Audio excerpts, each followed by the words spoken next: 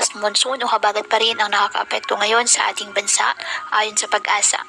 Wala pong binabantayan o namamataang sama ng panahon, low pressure area o bagyo sa loob po ng ating PAR. Ngunit ngayong buwan po ng Agosto ayon sa Pag-asa, 2 hanggang 3 bagyo o ang maaring pumasok at mabuo sa loob ng ating PAR. At ayon sa Pag-asa, hindi nalalayo sa naging track ng mga nagdaang bagyong Egay at Falcon ang magiging galaw po ng mga susunod na bagyo. May posibilidad itong tumama o maglandfall sa Northern Luzon.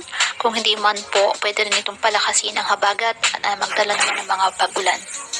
Ngayong araw, ang Bicol Region, Visayas, Mindanao at northern portion ng Palawan asahan na maulap na halangitan ni may kalat-kalat na pag-ulan at thunderstorms dahil sa habagat. At ang Metro Manila at nalalabing bahagi ng Luzon, bahagyang maulap hanggang sa maulap na halangitan with isolated rain showers or thunderstorms dahil sa southwest monsoon at localized thunderstorms. Kaya patuloy po na pinag-iingat ang ating mga kababayan sa mga posibleng pagbaha at pagguho ng lupa lalo na kapag may malalakas na ulan at ugaliin po na magdala palagi ng payong o kahit anumang panangga sa ulan kapag lalabas ng ating mga tahanan.